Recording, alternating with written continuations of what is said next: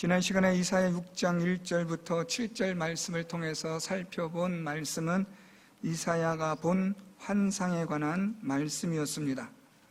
그래서 이사야는 이 환상을 통하여 높이 들리신 보좌에 앉은 주님을 보게 되었고, 또 하나님을 섬기는 스랍들을 보았으며, 무엇보다 중요한 것은 거룩하신 하나님을 뵙게 된 이사야는 이제 나는 화가 임하였고 나는 망하게 되었도다 라는 이 이사야의 탄식에 하나님의 은혜로 그의 악을 하나님이 제하여 주심으로 죄가 사함을 받는 하나님의 은혜를 이사야 선지자가 경험하게 된 것을 살펴보았습니다.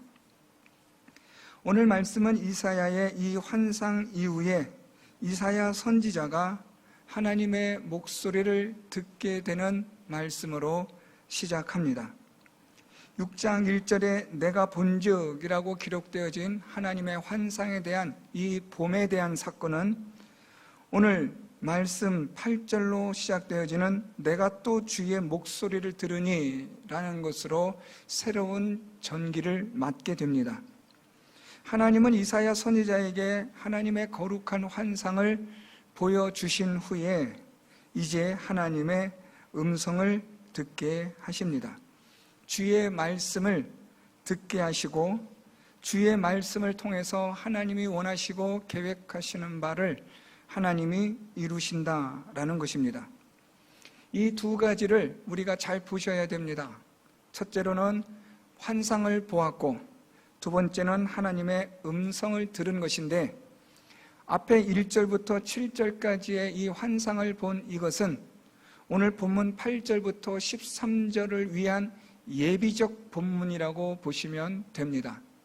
무슨 말인가 하면 환상을 본 것이 아주 놀랍고 대단한 것임에도 불구하고 이 환상은 하나님의 말씀, 음성을 듣는 데 있어서 수단과 도구가 될 뿐이다 라는 것입니다. 우리가 무엇을 본다는 것도 중요한 일이고 하나님께서 어떠한 환상을 보여주시는 것도 중요하지만 더 중요한 것은 하나님의 말씀을 듣고 순종하는 것이다 라는 것입니다. 자꾸만 어떤 보는 것에 신비스러운 환상을 보려고 하고 또 신비스러운 꿈을 꾸려고 하는 사람들이 종종 있습니다. 그것은 하나님께서 하나님의 뜻을 이루시기 위한 수단이며 도구이며 방법임에도 불구하고 자꾸만 그런 데 심취하는 분들이 계시고, 더 나아가면 신비주의로 빠지는 경우들이 종종 있어 왔습니다. 그것이 교회사의 역사입니다. 하나님은 환상을 보여주신 후에 이 환상을 통해서 하나님은 무엇을 하려고 하셨느냐 하면 오늘 이사야 선지자를 통하여 하나님이 말씀하기를 원하셨다라는 겁니다. 그래서 여러분, 무언가 신비스러운가를 보는 것 너무 그렇게 거기에 집중할 필요도 없고 또 관심을 가질 필요도 없습니다. 물론 하나님께서 성령의 능력으로 은혜로 보여주신다면 또 우리는 감사할 뿐이지만 그것이 그렇게 우리의 신앙생활에 있어서 아주 중요한 결정적인 그런 것들이 되지 않는다라는 말입니다. 정말 중요한 것은 하나님의 말씀을 듣고 순종하는 겁니다. 또 하나님이 원하신 뜻대로 살아가는 것이 우리에게 있어서 하나님이 원하시는 아주 중요한 것이라는 것을 우리는 오늘 말씀을 통해서 다시 한번 확인할 수 있어야 합니다. 하나님은 이렇게 이사야 선지자에게 환상을 보여주신 후에 이제 하나님의 말씀을 듣게 하십니다. 그 말씀은 이렇게 시작합니다. 8절에 내가 또 주의 목소리를 들으니 주께서 이르시되 내가 누구를 보내며 누가 우리를 위하여 갈꼬 라는 말씀입니다. 오늘 이 8절에 있는 하나님께서 말씀하신 내가 누구를 보내며 누가 우리를 위하여 갈꼬, 오늘 이 말씀에서 우리가 이 8절의 전반적인 분위기를 잘 보셔야 되고 8절의 전반적인 분위기를 살피려면 우리가 이미 이사야서를 통해서 살펴봤던 4장이나 5장이나 또 3장이나 이스라엘 백성들이 하나님 앞에 얼마나 심각한 죄를 범하고 있는가에 대한 배경을 가지고 오늘 이 8절 말씀을 보셔야 합니다. 또 이 8절 말씀은 우리가 오늘 읽었던 말씀처럼 하나님께서 말씀하신 9절에 이 백성들에게 하나님께서 말씀하시는 내용은 들어도 깨닫지 못하고 보기는 보아도 알지 못하는 백성이라 라고 말씀하시는 이 하나님의 마음을 가지고 오늘 이 8절에 하나님께서 내가 누구를 보내며 누가 우리를 위하여 갈꼬라는 말씀을 보셔야 한다는 말입니다. 하나님께서 단순히 누구를 부르시려고 이사야를 부르셔서 보내시려고 이렇게 말씀하시는 게 아니라 오늘 하나님은 지금 이 말씀을 통해서 하나님의 마음을 이사야 선지자에게 주고자 하신다라는 겁니다. 하나님의 마음이 도대체 어떤 마음인지를 알아야만이 하나님이 주신 사명을 감당할 수 있지 않겠습니까? 오늘 그래서 하나님은 하나님의 마음을 이사야 선지자에게 말씀하시는 겁니다. 내가 누구를 보내며 누가 우리를 위하여 갈꼬. 오늘 여러분 이 말씀 속에서 느껴지는 와닿는 그러한 분위기는 어떤 분위기입니까? 희망에 차 있습니까? 기쁨에 찬 소리입니까? 아닙니다. 오늘 이 말씀은 하나님의 탄식이며 절망적인 한숨과 같은 하나님의 마음을 보셔야 합니다. 이 이스라엘 백성들은 듣기는 들어도 이들은 깨닫지 못하고 보기는 보아도 알지 못하는, 이들의 마음은 둔하고 귀가 막히고 눈이 감겨져 버린 그런 악을 행하는 자들이라는 것을 하나님은 아신다는 거죠. 도대체 이런 백성들에게 어떻게 해야 하나님의 구원의 메시지가 전달될 것이냐, 도대체 이들에게 어떻게 하나님이 말씀하셔야 하나님의 말씀을 이들이 보고 듣고 깨달아 알 것이냐 하는 하나님의 이 탄식이 오늘 말씀에 나타나고 있음을 볼 수 있어야 합니다. 하나님은 안타까운 겁니다. 탄식하시는 겁니다. 도대체 언제까지 이렇게 이 백성들이 악을 행할 것이냐라는 하나님의 이 탄식 속에 이사야 선지자가 이렇게 말합니다. 내가 여기 있나이다. 나를 보내소서.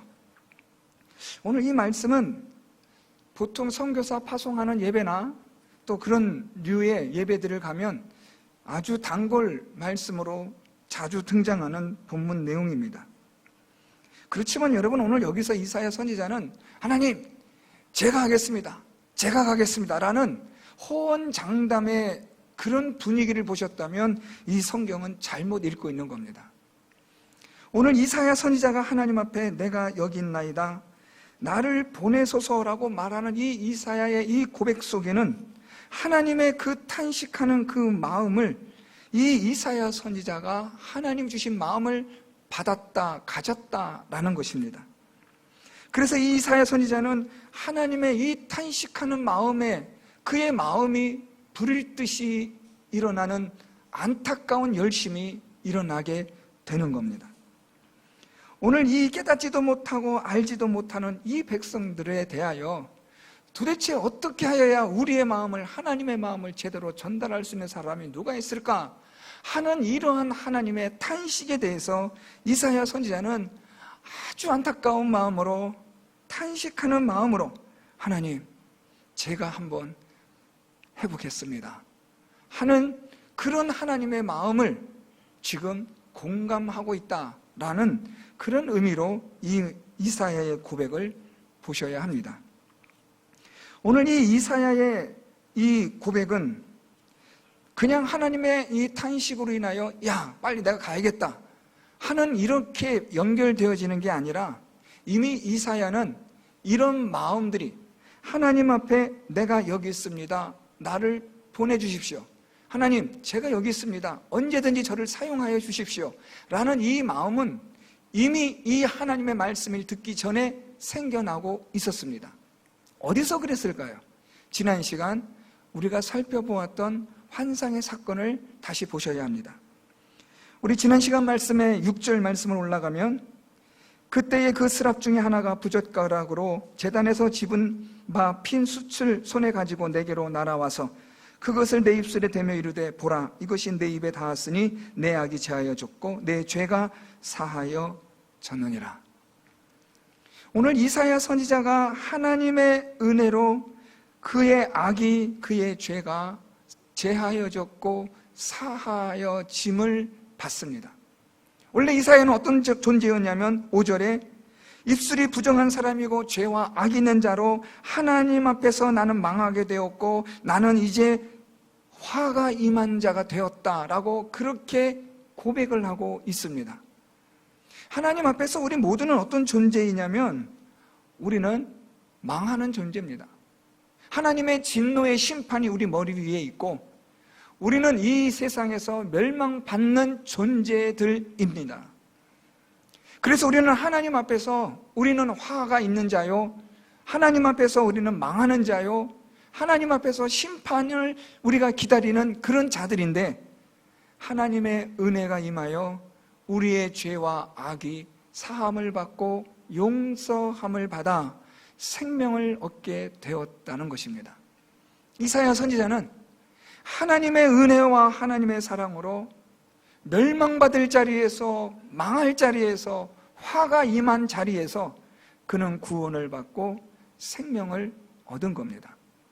여기에 대한 이 감격과 기쁨은 이사야 선지자에게 아주 중요한 자리매김을 하고 있습니다. 그런 가운데서 하나님의 탄식의 그 소리를 말씀을 듣는 순간에 이사야 선지자는 하나님 앞에 자기의 헌신을 다짐하며 하나님께 보내줄 것을 청하게 되는 겁니다. 오늘 이사야 선지자의 이런 헌신의 이 고백을 통해서 하나님은 이제 이사야 선지자를 보내려고 하십니다. 그런데 오늘 하나님이 이사야 선지자에게 주시는 말씀, 이 말을 이 백성들에게 너가 가서 전하라고 하시는 말씀을 가만히 살펴보면 아주 대단히 반어적입니다. 무슨 말인가 하면 이 말씀을 그대로 읽으면 잘 이해가 안 되는 말씀입니다. 오늘 하나님이 이사야 선지자에게 이 백성에게 이렇게 가서 말하라 라고 말씀하기를 9절에 보면 너희가 듣기는 들어도 깨닫지 못할 것이요 보기는 보아도 알지 못하리라 이렇게 말하라는 거예요. 10절에 이 백성의 마음을 둔하게 하며 그들의 귀가 막히고 그들의 눈이 감기게 하라. 염려하건대 그들이 눈으로 보고 귀로 듣고 마음으로 깨닫고 다시 돌아와 고침을 받을까 하노라. 하나님 이렇게 말씀하세요. 오늘 이 말씀을 가만히 보면 마치 하나님은 이스라엘 백성들을 심판하시기 위해서 이들이 어떤 방법으로도 하나님께 돌아오지 못하도록 하나님께서 아예 작정하고 이들을 심판하려고 하시는 하나님의 좀 못된 마음이 있는 것처럼 보여지는 말씀이에요. 이 백성은 알지도 못하고 깨닫지도 못한 자들이라고 말하라. 그리고 이들이 아무리 하나님께 돌아오려고 해도 이들은 돌아올 수 없는 고침받을 수 없는 자들이라고 말하라. 그래서 너희들을 내가 심판하겠다라고 하나님께서 완전히 악의 악으로 하시는 것처럼 보이는데 사실 이 말씀은 반어적인 거예요. 거꾸로 읽으셔야 돼요. 하나님 지금 이 백성들이 들어도 깨닫지 못하고 보기는 보아도 알지 못하리라고 말씀하시는 것은 이들이 그만큼 하나님의 말씀을 깨닫지도 못하고 알지도 못하는 악한 자가 되었다는 것을 강조하시는 거예요. 하나님은 지금 이들이 백성의 마음을 둔하게 하라, 귀가 막히고 그들의 눈이 감기게 하라, 염려하건대 그들이 눈으로 보고 귀로 듣고 마음으로 깨닫고 다시 돌아와 고침을 받을까 하노라 라는 것은 하나님의 진정한 마음이에요. 난 정말 이들이 이렇게 되기를 원한다. 나는 정말 이들이 그들의 마음이 그 둔하여진 마음들이 이제는 마음이 깨달아지게 되고 그들의 막혔던 귀가 열려지게 되고 감겼던 눈이 열려져서 하나님의 은혜와 하나님의 말씀을 볼 수 있고 들을 수 있고 알 수 있는 자들이 되기를 난 간절히 원하지만 그러나 이미 이들은 악하여져서 어떤 상태로든지 돌아올 수 없는 자들이 되었다고 말하는 하나님의 탄식의 말씀이에요. 그러니까 얼마나 이 백성이 하나님 앞에서 악을 행하였으면 하나님은 오히려 반어적으로 말씀하시는 거예요. 너는 가서 이렇게 말해라. 너희는 들어도 깨닫지 못할 것이요 보기는 보아도 알지 못할 것이다. 너희들의 마음을 내가 둔하게 할 것이고 너희들의 귀를 막히게 할 것이고 너희들의 눈을 감기게 하여서 어떻게 해서라도 하나님께 돌아와 고침받지 못하게 내가 할 것이다 라는 말씀은 그만큼 너희들은 이미 하나님에게 돌아오지 않는 자들이라는 것을 하나님이 반어적으로 강조하고 있는 거예요. 얼마나 악을 행한 자들이었으면 하나님이 이렇게까지 말씀을 하시는가 하는 것입니다. 그러면서 오늘 하나님은 이사야 선지자에게 이걸 말하라는 거예요.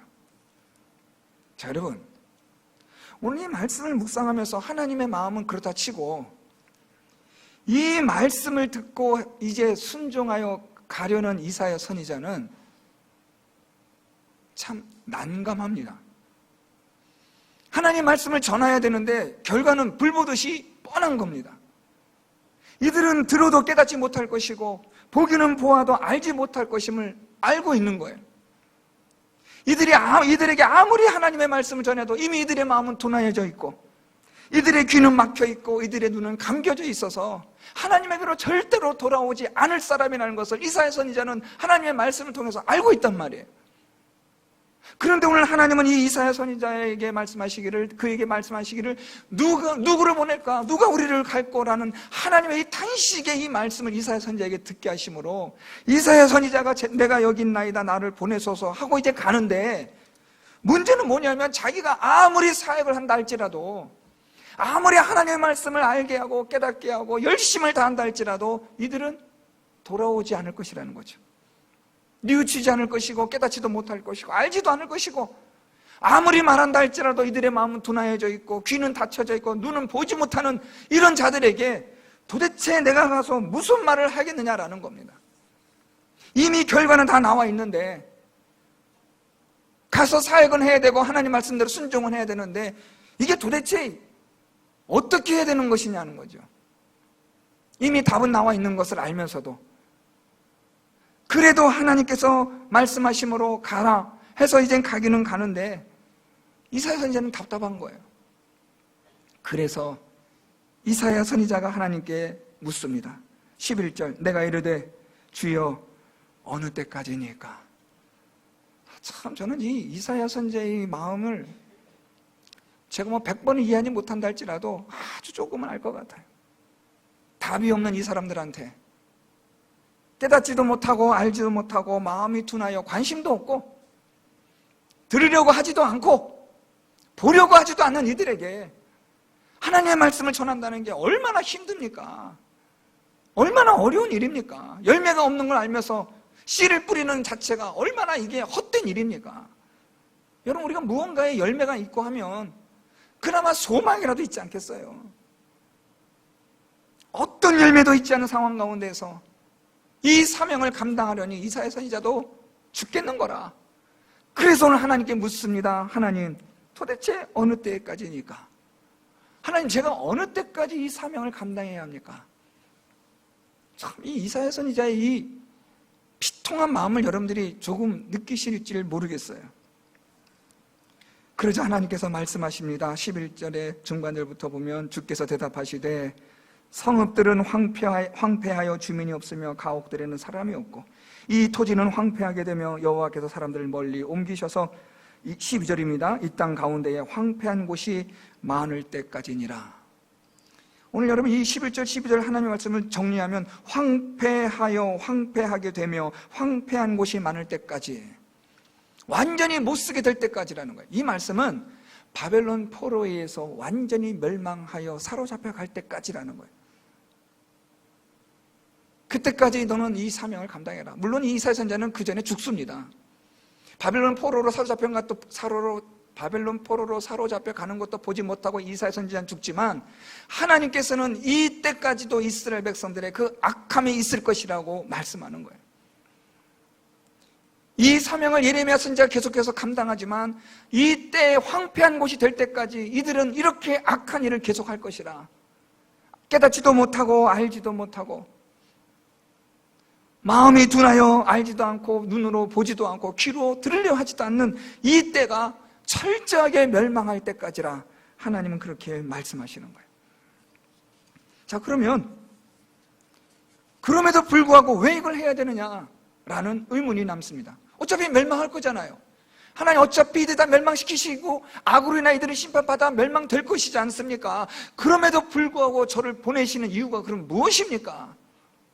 제가 꼭 가야만 합니까? 라는 의문이 생기지 않겠습니까, 여러분? 그것이 바로 여러분 13절 말씀입니다. 그 중에 10분의 1이 아직 남아있을지라도 이것도 황폐하게 될 것이나, 자, 그 다음부터 보세요.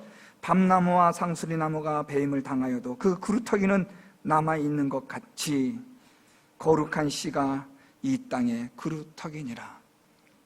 무엇을 위해서 사명을 감당해야 된다고요? 거룩한 씨들이 있다. 그들이 바벨론 포로로 사로잡혀 갔던 자들인지 아니면 이 유다 땅에 여전히 남아있는 자들이든지 간에 하나님의 말씀에 따라 황폐한 곳이라 할지라도 끝까지 말씀대로 순종하고 살아보려는 거룩한 씨들이 있기 때문에 너는 이 사명을 감당하라고 하나님이 말씀하시는 거예요. 이 거룩한 씨, 이 그루터기와 같은 이들이 존재하기 때문에 하나님은 오늘 이사야 선지자를 보내시는 겁니다. 사랑하는 성도 여러분, 하나님의 말씀을 알지 못하고 깨닫지 못하는 시대에는 오늘 이 본문에 등장하고 있는 이사야 시대만 아닙니다. 예레미야 시대만도 아닙니다. 오늘 우리가 살고 있는 이 시대도 하나님의 말씀을 깨닫지 못하고 알지 못하는 시대입니다. 아담의 타락 이후 이것은 계속되어 왔습니다. 하나님의 말씀이 아무리 선포되고 아무리 가르쳐줘도 깨닫지 못하고 알지 못하는 시대입니다. 하나님의 심판으로 세상은 갈수록 황폐화되어지고 황폐화되어져 가고 있는 이 상황에서도 하나님의 말씀을 전하고 가르친다 할지라도 여전히 알지 못하고 깨닫지 못하는 이 시대가 되었고, 마음은 세상의 염려와 여러 가지 많은 것들로 인하여 둔하여졌고, 귀는 막혀졌고, 눈은 감겨져 버린 이 악한 세대는 여전히 계속되고 있다는 말입니다. 오늘 하나님은 이 세대를 바라보시면서 똑같이 이사야 선지자에게 주셨던 말씀처럼 내가 누구를 보내며 누가 우리를 위하여 갈꼬 하는 탄식의 말씀을 하고 계신 겁니다. 이사야 선지자가 내가 여기 있나이다, 나를 보내소서라고 말씀할 때에 하나님께서 이사야 선지자에게 주시는 이 말씀은 다시 바꿔 말하면 이거예요. 야, 그런데 이사야 선지자야, 네가 과연 이 일을 감당할 수 있겠냐?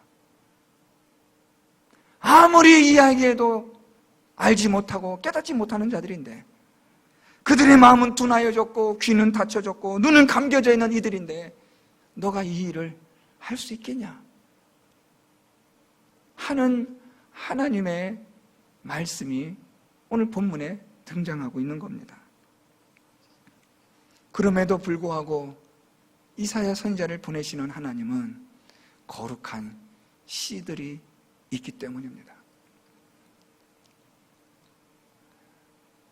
엘리야 시대에 많은 사람들이 변절하고 하나님을 떠나 바알을 섬겼지만 무릎을 꿇지 않았던 거룩한 하나님의 사람들이 있는 거룩한 씨들이 있는 것처럼 오늘 이 시대에 하나님의 말씀을 알지도 못하고 깨닫지도 못하고 마음이 둔하여 귀가 막히고 감겨진 눈으로 살아가는 이 악한 세대 속에서도 그루터기와 같이 거룩한 씨와 같은 하나님의 말씀대로 살아가려는 자들이 아직도 있기 때문에 오늘도 하나님은 이사야와 같은 하나님의 은혜와 사랑으로 감동받아 하나님에 대한 열정과 하나님에 대한 열심으로 불타오르는 자들을 찾으셔서 하나님이 보내시는 것입니다.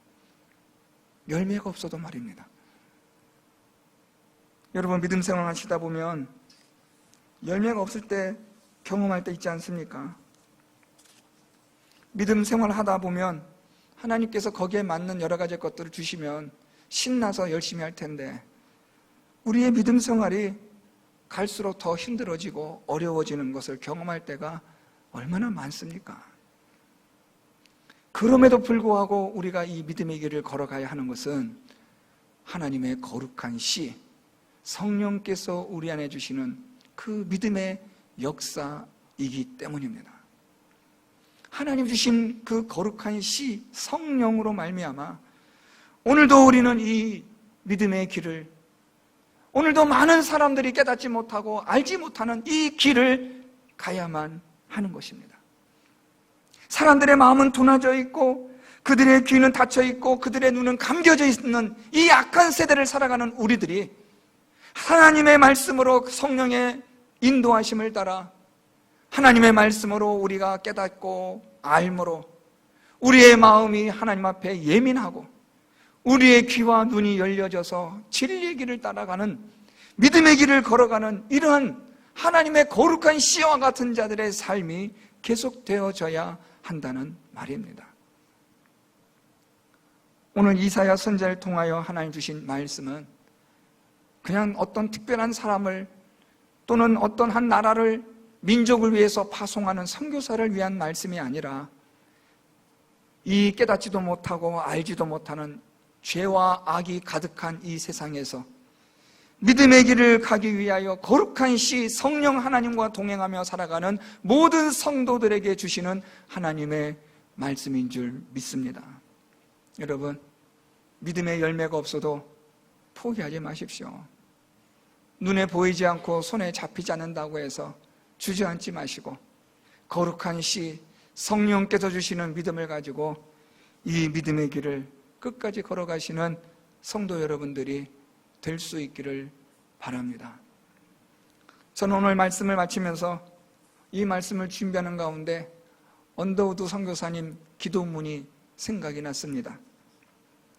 우리나라에 1885년에 미국 북장로교 선교사로 우리나라에 오셔서 많은 복음의 씨앗을 뿌렸던 선교사님입니다.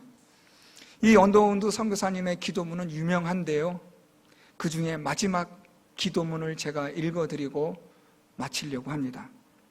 지금은 우리가 황무지 위에 맨손으로 서 있는 것 같사오나 지금은 우리가 서양 귀신 양귀자라고 손가락질 받고 있사오나 저희들이 우리 영혼과 하나인 것을 깨닫고 하늘나라의 한 백성 한 자녀임을 알고 눈물로 기뻐할 날이 있음을 믿나이다.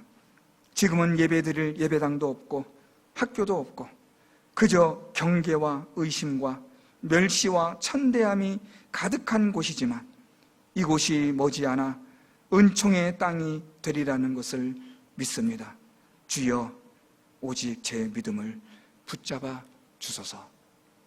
사랑하는 성도 여러분, 하나님께서 주신 거룩한 시 믿음을 붙잡고 이 죄와 악이 가득한 세상 하나님의 말씀에 따라 순종하며 여러분이 발로 밟는 곳마다 거룩한 하나님의 은총의 땅이 되는 믿음의 역사를 일으키며 계속해서 이 진리의 길을, 믿음의 길을 끝까지 걸어가시는 성도 여러분들 될 수 있기를 예수 그리스도의 이름으로 축원드립니다.